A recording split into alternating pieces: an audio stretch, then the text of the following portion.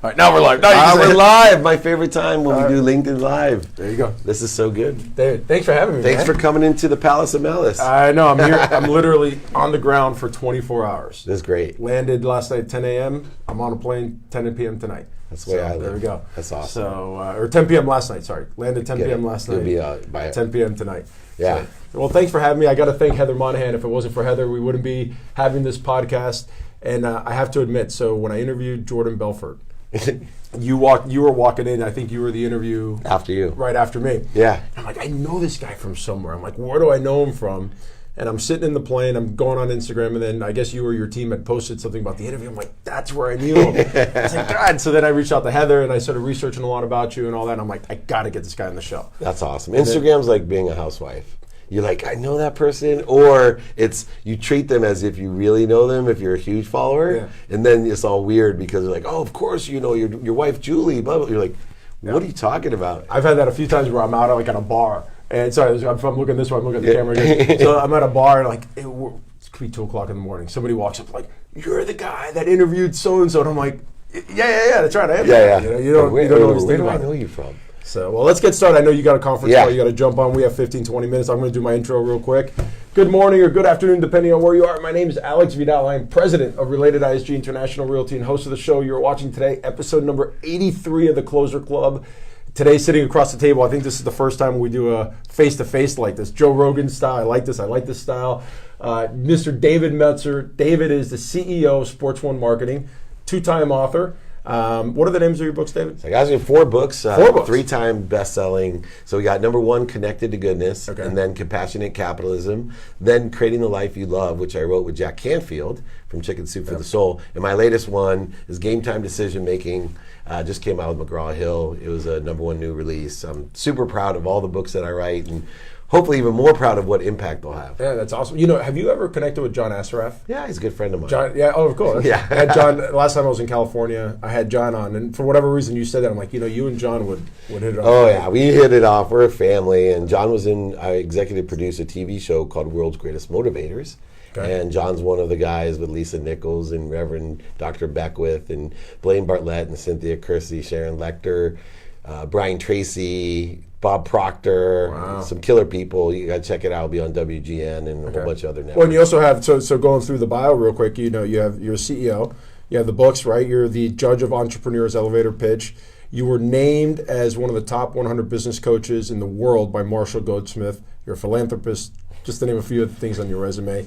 But you also, it wasn't always peaches and cream, right? So yeah, and it still isn't, right? I'm living life. I'm in a journey, man. It is. It never is. So tell me a little bit about your path to where you are today. Sure. Really brief. I grew up broke. Okay. Single moms in Akron, Ohio. Okay. 6 kids, single mom. Dad left when I was 5. Just wanted to be rich. Super happy.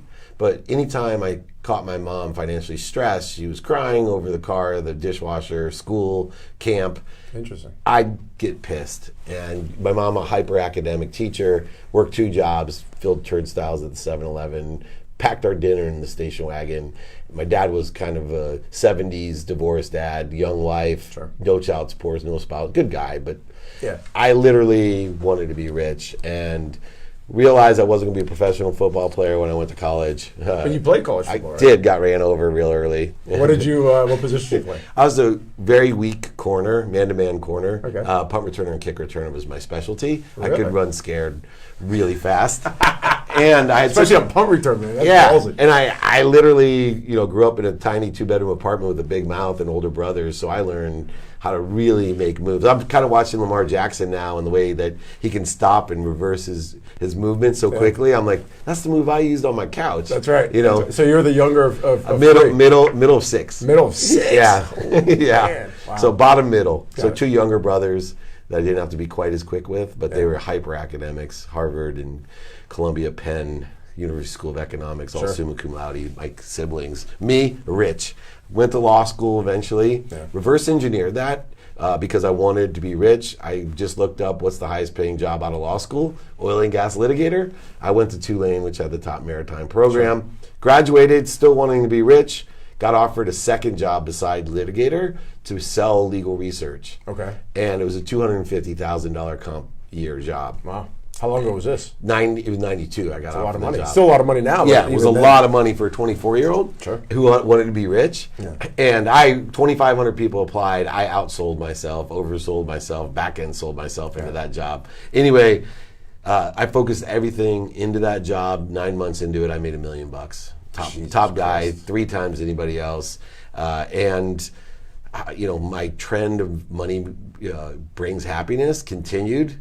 We sold that company. Major change in my life. West Publishing sold to Thomson Reuters for $3.4 billion in '95. Wow. And I stayed on as a young executive. Moved to the Silicon Valley as the internet started to grow. I had internet experience. Monetized the internet. Yeah. We made money at West, $17 billion in revenue, like big time. That's so insane. I branded myself effectively outside of, my mom made me take the bar, always made me stick to the standard that I was a lawyer. People would ask her what her son does. She's like, oh, he's a lawyer for a legal publisher. I was a sales rep. And anyway. With a legal background. And she made me take the bar. I was a real lawyer, but I wasn't practicing. Yeah. Anyway, I go to Silicon Valley, learn how to raise money. Sand Hill Road, all the big groups, Texas Pacific, Amarindo, Sequoia, all the great places. I learned how to sell that type of real money. Okay. Middleware company, transcoding internet onto regular WAP phones and Palm 7s. Then I sell myself into CEO of the world's first smartphone, a Windows CE device, 32 years old, multi-millionaire on the Silicon Valley, Samsung's first manufactured smartphone. I literally was the CEO of the world's first smartphone. Do you still have the phone? Oh, yeah. Yeah? Yeah. You have it like in a case somewhere? Oh, I have 5 of them. It's in Qualcomm's museum as well, the history of phones, which is cool. I meet Lee Steinberg, the famous sports agent, Jerry Maguire, I call him, and I became CEO of the world's most notable sports agency. At that time, started a quantum shift in my life. Lee started teaching me about charity and giving back and all these philanthropic things that, coming from a scarce background of wanting to make a ton of money to buy my mom a house and a car. Yeah. I did buy my mom a house and a car right when I made the first $1 million. Yeah. That was the first thing I bought, even before my own big screen. Okay. Before I had a car of my own. Literally, yeah. Wow. Bought my mom a house and a car. But I shifted at that time. And ironically, 2 years after that quantum shift, in that period, I started surrounding myself with wrong people, wrong ideas, partying, getting into the sports and entertainment world. Really started probably hard to resist, right? Yeah, it was for Lee too, who actually became an alcoholic and is recovering one for the last 10 years. Got it. It's a lot of temptation around you, sure, especially if you have money and you have a killer job. Yep. And ironically, my wife straightened my butt out 2 years before I lost everything. So why did you lose everything? So I lost everything because life keeps on giving you lessons until you learn them. Yeah. But pragmatically, what happened was, and I would tell you ego, but pragmatically what happened was that I had a golf course with Ski Mountain, 33 properties. I had a lot of real estate and stocks. I had a lot of equity with my private bank. 2007. Oh, fun times. 33 different residential condo conversions I had. And what happened was I got into a lawsuit. Someone gave me a fraudulent white paper on a condo conversion. My ego got involved. I was spending all my liquidity on lawyer fees and to prove that I was right, because I had the confidence I could always just loan or borrow against the equity I had. Sure. So I needed another $5 million. I go into the bank, and when you own all those properties, how fast things move, how liquid you have to be, right? That's right. You're a real estate guy. Well, I go into the bank, say, hey, I need $5 million. They're like, no. I said, well, I got $40 million in equity. What do you mean I can't have $5 million of it? Well, we don't. Those properties are going down. You're right. The whole especially in 07, went from it's end of 07. If you could fog a mirror, you got a loan. To you couldn't get a loan even with $40 million in equity. Right. And those 10 years, I fogged mirrors to get loans and bought all those properties, and things went up so much. I had no perception. I didn't ask for any help. I was Midas, man. Everything I touched turned to gold in my life. I married my dream girl. I had 3 gorgeous daughters. I owned a house, Porsche, Ferrari, everything. I never experienced anything but what I picked won. So all of a sudden they slap me in the face and no, your credit's no good here. Go somewhere else. Well, pretty soon, you're out there and the situation's getting worse into 2008. Sure. You start missing a payment or late on something. Now nobody wants to give you money. That's right. And I still need money, right? I'm in the lawsuit. I got all these properties. Obviously, some now go vacant. Yep. The prices are going down, so now my 40 million becomes... Nobody's buying the conversion. It's all over. Yeah. So eventually, the end of 2008, 2009, I BK. Got it. Best time in my life, though. Like, I will tell people, it was the 2 years before I BK'd that was the hardest, because my wife was going to leave me. I literally was lost soul. I wasn't happy. First time in my life. I had everything. Anything I wanted to buy, I could buy. Like, what I dreamed about as a kid as a perfect life, I had, but I wasn't happy. Interesting. Well, probably because when you're a kid, that's what you think happiness is, right? And then all of a sudden you're 30, 40, and what you thought happiness is really isn't. Right? Exactly. And I guess that changes as you grow up. But you recovered beautifully. Yes. Now you're back on. Last 11 years have been amazing. Have been amazing. And I think you really have attributed your turnaround to becoming back to a millionaire and being able to do everything that you're doing, the 4 principles: gratitude, empathy, accountability, and effective communication. Why those 4? And how did they play a role in your path back to success? They still play that role. My wife told me when she was going to leave me that morning, you better take stock in who you were and what you want to become. First, I got angry, thought about getting a divorce lawyer, looked in the closet and saw the jacket my dad gave me to remind me of himself. And at the time when he gave it to me, I said, I'm nothing like you, man. I'm not an overseller, back-end seller, liar, cheater, manipulator. And I heard that story with Heather's podcast, and I was blown away. You still have that jacket, Still do. No pockets in it to remind me that you're not going to take anything with you. But I came up with those 4 things. Gratitude, that gave me perspective, past, present, and future. Everything's great. Forgiveness is empathy. I got to forgive myself so I can give it to other people. No need to be offended, resentful, separate, inferior, superior, right? None of that anymore. Just forgiving. Okay. I'm human, you're human. That's right. I'm going to illuminate who I am, and if you love me for who I am. If you don't, fair enough. Got it. Accountability, everything in my life I'm accountable for. What did I do to attract it to myself, and what am I supposed to learn from it? Got it. No blame, no shame, no justification. So Tom Bilyeu's like that too, right? And I know you've been on his podcast, and he's been on mine as well, and haven't been on his yet. That's one of the goals, right? I'll help you. So I want to earn. Yeah, thanks. See, I'm like you. I'm like you. Everything will come in the right way at the perfect. People tell me about Rogan. Yeah. I'm like, I'm not ready yet.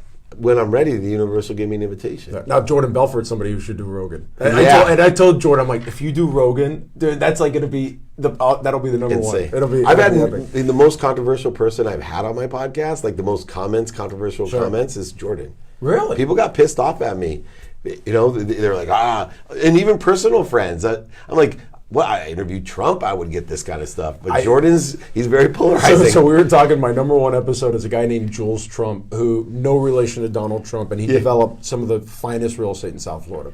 And that everybody thought he was affiliated to Trump. So the comments I was getting, real estate guy, I'm like, dude, we're just talking about sales and success motivation, and you're blasting him for being Trump. I love the internet. Trump, yeah, good. So let's go back. So gratitude, empathy, accountability, and effective communication. Now, you're a motivational speaker, so talk to me about that. So originally, effective communication was, how do I connect to others, inspires others to inspire others. My personal mission is to impact over 1 billion people to be happy by finding 1,000 people to impact 1,000 to impact 1,000. That's 1 billion. Effective communication went a little bit farther over the last 10 years, and it's really understanding that I'm always connected to the biggest source of power, light, and inspiration ever, and that my job is to clear that connection. The interference and corrosions, the resistance, the shortages, voids, obstacles, all created by me creating interference between what I'm already connected to. So not only do I effectively communicate to you, which I'm good at, but most importantly, I start over here connecting to that which inspires me, allowing it to come through me with gratitude, empathy, and accountability, and adding value to it and giving it away, making room for what I want. So let's talk about gratitude too. How do you, because I think gratitude's huge, right? So what are certain ways, or what are ways in which you practice gratitude? Do you have like there's different, there's gratitude's the hot topic right now, right? It's been for me a long time, so I'm glad I've captured it. You were before. Man, I have a gratitude app that reminds me to say thank you before I go to bed and when I wake up. Okay. Right? It's Meltzer Gratitude. You can download it, set timers, integrate it to say thank you to others, but simply, it's your app. Yeah. Okay. If you simply say thank you before you go to bed and when you wake up, you will change your life in 30 days, I guarantee it. Gratitude to me is a lens in which I study my calendar. So there's 3 things when I study my calendar, and study's different than look. Study is not only pay attention, which is looking at your calendar, but give it intention, and that equals the coincidences that we want. Like two angles mathematically coincide in a perfect way. Sure. That's how attention and intention naturally coincide in a perfect way. And then we're not surprised when things that we want happen in our lives. So I study my calendar with a lens, number one, of productivity, adding value, two, accessibility, meaning how accessible am I to guys like you and others, but also how am I accessing what I want? And then finally, the lens of gratitude. Everything I do, I learn to love. Everything I do, I find a way to be thankful for. Getting stopped at a red light, getting pulled over, anything that happens in my life. My first thing is productivity, accessibility, and gratitude. How can I be thankful for this? Finding the light in everything. It's all perspective, creating the illusions I want in my existence, not the ones or vote for what other people want for me. Yeah. So let me ask you, because you love, and one thing I love about you is putting it out in the universe, right? Yeah. So there, and this is not even on here, so I'm sorry if I'm going off script. So rogue. My wife and I differ on this. My wife is, you can put it out in the universe, just don't tell anybody about it. Keep it to yourself. And I'm the kind of guy that I tell everybody, and her opinion is, well, if you tell everybody, you're going to get the haters or the negative people that are going to, they're going to put negative energy towards your goal. I'm of the opinion that if I put it out there, the universe, and tell everybody about it, the universe somehow is going to make it happen. What side do you lay on? Or are you in the middle? No.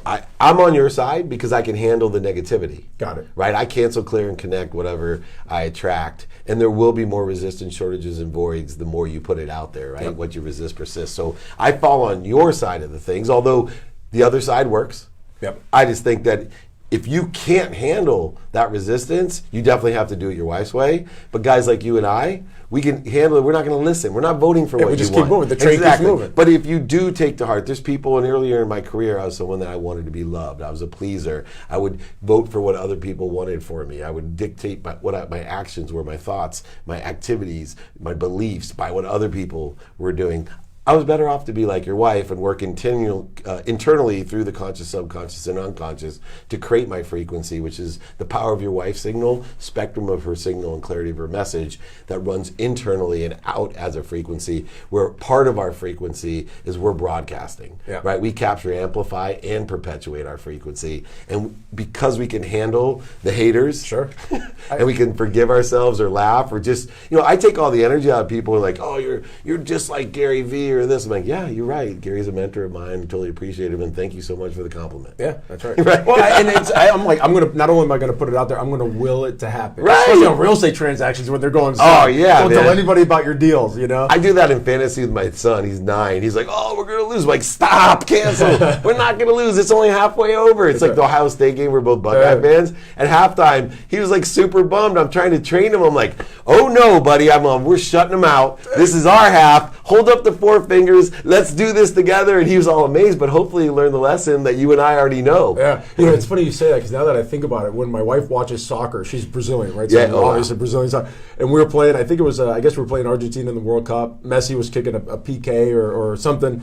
Love she said, miss it. It's going on top. And she's saying it out loud. So you know what, babe? You're putting it out. Yeah. So afterwards, I got to tell you why you don't tell people to miss it. All right. You're actually working against yourself. Oh, really? Yeah. Okay, well, we'll say that. Now, out of 83 episodes, you are the first certified executive coach to have on. Now, we've had coaches and all that, but you're the first certified one. So I want to dig deep on a couple of experiences. And that means nothing, just so you know. Okay. Someone certified me. Somebody big. Yeah, someone big. You. But he could have certified you if you were a friend. There you go. So among your best clients, okay, so I want to kind of go 2 different angles. That's where it lies. That's where the credibility lies, my clients. Your clients. So among your best clients, what do you find to be the common denominators among them?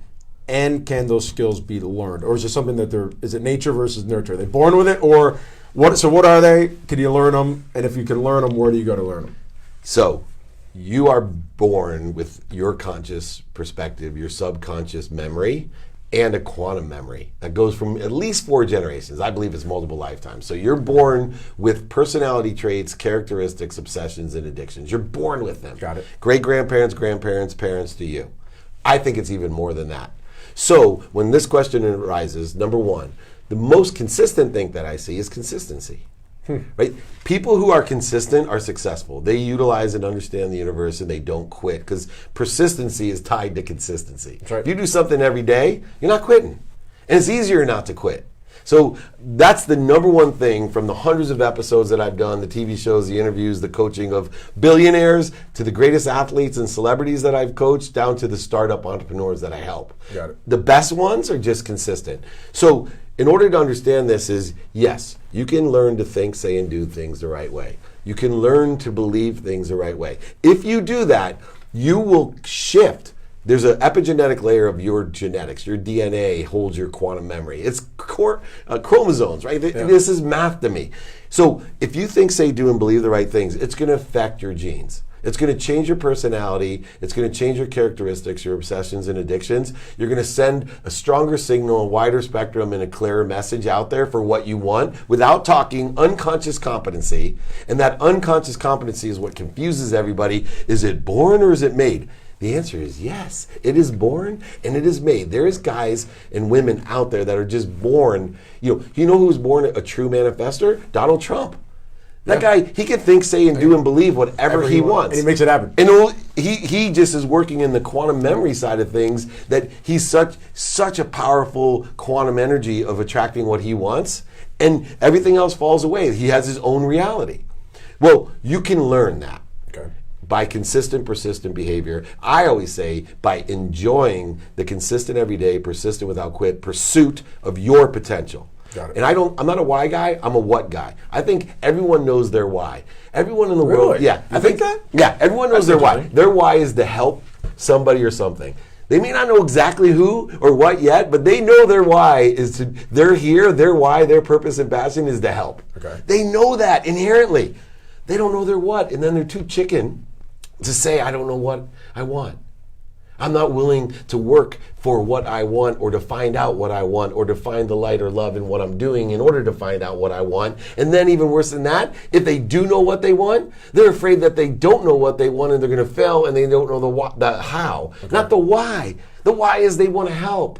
It's inherent in everybody. You just want to help somebody or something. They may not know what that is. No, I think that's a good way to look at it. But the what and the how is what screws us up. So consistency by far the number one thing. And it's funny. Hall of Famers to actors to billionaires. They're the most consistent people you'll ever meet. It's interesting because the number one comment I get about the show is not even about the guest. It's the fact that this is 83 weeks in a row, nonstop. Even holidays. I'm going on vacation at the end of the year to North Carolina. I'm going with a good friend of mine who's like the top police officer in South Florida. We're going to sit down. We're going to do an episode talking about realtor safety and stuff like that.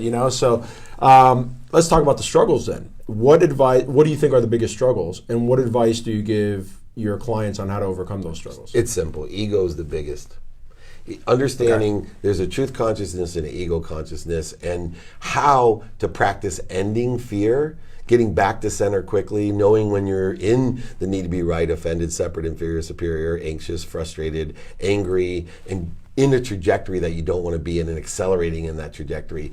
Where I coach the most people to their success, billionaire, star Hall of Famers, all the way down to the startup, is I have them practice ending fear. Number one, be aware of when you're in ego-based consciousness, and two, learn how to stop, drop, and roll out of it into the trajectory of truth. So how do you? So I'm very open about this stuff. So I go through that, right? I'll look at something and I could say, let's say I can conquer it, right? And then sometimes I look at it and I say, is it my ego talking, or is it my actual self-belief that I can do it?